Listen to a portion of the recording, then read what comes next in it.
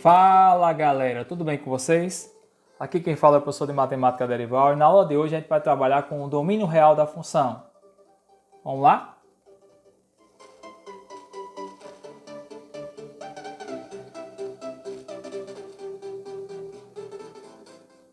Bom pessoal, de uma forma geral, domínio é aquele valor que a função não pode assumir. Quando a gente vai encontrar o f de 5 numa função qualquer, a gente vai trocar o x por 5. Tem funções que podem não admitir esse 5 como resposta. Na verdade, esse 5 como o que vai dar a resposta, que é o valor de y. Então é isso que mais ou menos a gente vai estudar em domínio da função. Vamos aí ler um pouquinho.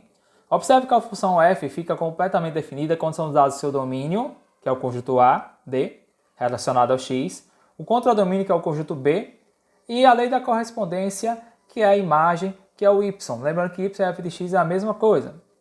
Quando nos referimos à função f e damos apenas a sentença aberta y igual a f de x, que a define, subentendemos que D é o conjunto dos números reais x, cujas imagens pela aplicação f são números reais. Isto é, x pertence ao domínio e y f de x tem que ser um número o quê? Real. E há algumas funções que não dão um número real. Vamos ver que funções são essas. Mas antes, estudar o domínio das funções reais significa basicamente obter os valores reais de x que satisfazem com que essas funções existam. Sim, porque em determinadas situações existem chamadas impossibilidades matemáticas e é delas que nós vamos aprender a fugir hoje. Vamos lá, começando aí com alguns exemplos. O primeiro, ele é ótimo. Toda vez que pede o domínio da função como essa, a nossa resposta vai estar aqui. O domínio é R. O que significa isso? Que nessa função, x pode assumir qualquer valor. Tipo, se x é 0, 2 vezes 0, 0. Y é igual a 0. 0 é um número real? É, sim. Se x for menos 1, 2 vezes menos 1 é menos 2. Y é igual a menos 2. Menos 2 é um número real? É sim. Ou seja, esse tipo de função, sempre quando se pedir o domínio, basta você escrever esse. D é igual a R. D de domínio, R que é o conjunto dos números reais. Agora vamos observar a letra B para tirar um pouquinho da dúvida em relação à letra A. Aqui apareceu o R asterisco. Você está dando para ver aí. Asterisco significa o que em conjunto numérico? É a exclusão de zero. Significa que nessa função x, que é um domínio, pode ser qualquer número real com exceção do zero. Pelo qual motivo? Claro, isso aqui representa uma divisão. Se eu tiver zero embaixo, 1 sobre 0 é 1 dividido por 0. E 0 na divisão só pode acontecer, só vai existir se ele for o primeiro número, dividendo. Se ele for divisor, não rola aí um valor real. Então, nesse caso, x não pode ser 0, pois não existe a divisão por 0.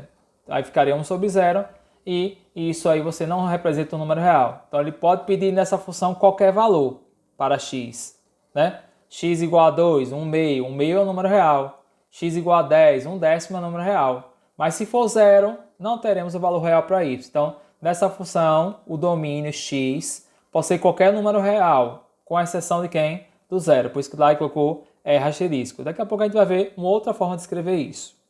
Agora, um outro tipo de função. O x agora apareceu na raiz quadrada. Raiz quadrada também tem alguns BOs, já está aqui no cantinho BO. Se eu pedir o f de menos 25, lembrando que f de x é y, vai acontecer que você tem que tirar a raiz quadrada de um número negativo. E não existe, cara. Se você disser que é menos 5, fala, é menos 5 vezes menos 5, mais 25.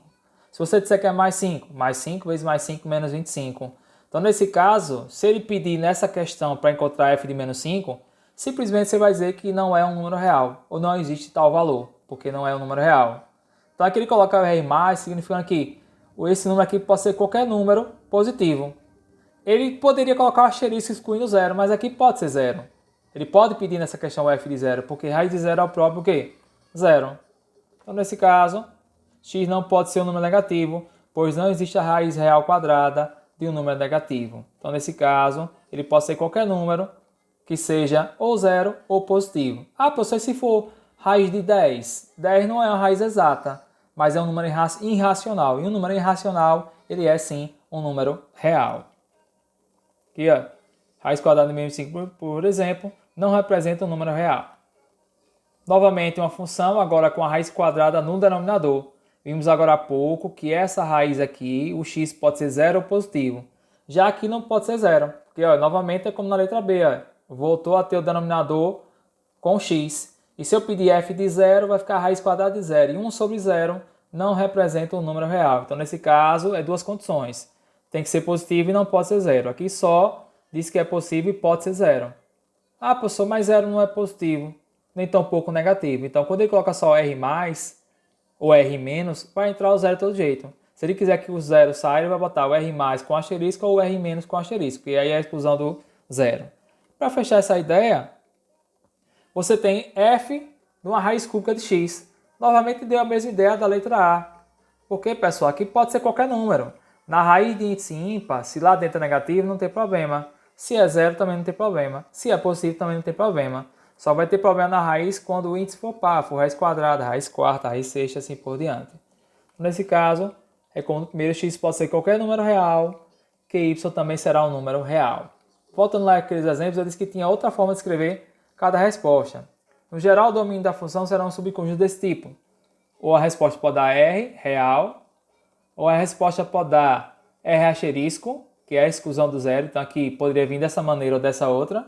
Domínio da função é um x que pertence a R, tal que x seja diferente de zero. Pode ser qualquer número real, só não pode ser o zero. Essa outra, o R+, mostrando dessa outra maneira, ele pode ser qualquer número positivo ou zero. Aí a gente coloca maior ou igual. Maior que zero ou o próprio zero.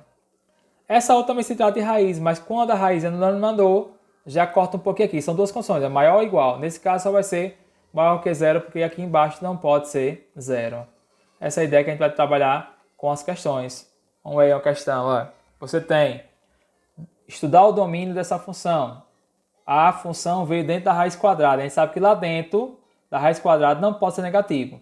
Pode ser 0 ou pode ser maior que 0. Maior que 0 são os positivos. Então a gente trabalha com essa condição. A gente troca. A gente diz que isso tudo aqui, 2x menos 4, tem que ser, por obrigação, maior ou igual a 0. Porque se for menor que 0, não dá o número real. A ideia é resolver essa inequação do primeiro grau, né, pessoal? Passa o 4 para o segundo membro, muda de membro, muda de sinal. E toda aquela ideia que a gente já viu lá no sétimo ano. Menos 4 vai lá mais 4, 0 mais 4 é 4, e depois passa o 2 dividindo em 4. 4 por 2 é 2. Ou seja, nessa função, x só pode ser um número maior ou igual a 2. Como assim? Se for 2, por exemplo, 2 vezes 2, 4, 4 menos 4, 0. Existe a raiz de 0? Ok, existe sim, é o próprio 0. Se x for 3, 2 vezes 3, 6, 6 menos 4, 2. A raiz de 2 não é exata, mas representa um número real. Agora, se x for, por exemplo, 1, que não está nessa condição, 1 é antes do 2, ele só quer que 2 para frente.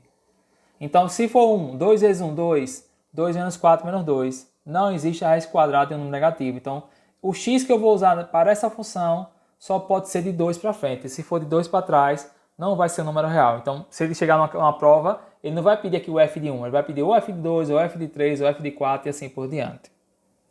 O segundo exemplo, x no denominador. Ele no denominador nunca poderá ser igual a zero. Então a gente chama que ele é diferente de zero. Pega toda essa sentença, transforma nessa sentença aqui, ó. X mais 1 diferente de zero. Pega na verdade essa expressão e transforma nessa sentença. Porque diferente de zero e não é igual a zero. Se eu disser que é igual a zero, fica 5 sobre zero. Então, nesse caso, a gente resolve a sentença como se fosse uma equação, passa 1 para o segundo membro, e você vai ter 0 menos 1 que dá menos 1. Por que x não pode ser menos 1 nessa função? Porque se eu botar menos 1 aqui, com mais 1 vai dar quem? 0. Não existe fração com denominador 0. Então, nessa função, x pode ser qualquer valor, só não pode ser quem? O menos 1. Essa outra são duas situações, ó. Por isso que vai rolar as retinhas lá embaixo, ó. As retinhas que a gente trabalhou lá em conjuntos. A gente vai ter que fazer a famosa intersecção. Porque aqui em cima tem que ser por obrigação positivo, mas pode ser 0. Aqui embaixo também tem que ser positivo, mas nesse caso não pode ser 0. Então aqui vamos analisar primeiro o numerador. Como x menos 2 está dentro da raiz, então devemos ter que esse x menos 2 é maior que 0, ou seja, positivo, ou igual a 0. Aí a gente passa o 2 para lá, uma equaçãozinha boba, fica 0 mais 2, que é 2. Essa é a primeira condição. Seria a primeira resposta. Só que a gente vai ter que entrar em um consenso para poder chegar à resposta final. Na segunda condição, a gente vai resolver a parte de baixo. Você vê que eu já não usei o maior ou igual a zero, eu usei apenas quem? Maior que zero. Resolvendo aqui, pessoal, 3 por segundo membro, fica menos x menos 3 e multiplica por menos 1. Lembrando que nas desigualdades, quando a gente precisa multiplicar por menos 1, elas devem ser invertidas para poder continuar sendo verdadeira. Então, se é maior, eu troco por menor, se é menor, eu troco por maior. Então, a segunda condição é que x seja menor que 3.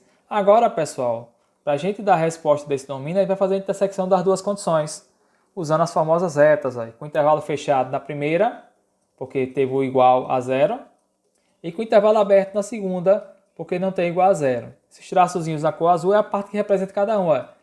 Dessa foi maior que 2 ou igual. Maior que 2 é depois do 2. Dessa outra foi menor que 3. Quando a gente faz a intersecção, a gente vai ficar nesse pedacinho aqui, entre 2 e 3. Nossa resposta é que x está entre 2 e 3, podendo ser 2, mas não pode ser 3 porque a condição dele é aberta. Porque se for 3, pessoal, o que vai acontecer? Trocando x por 3, 3 menos 3, 0.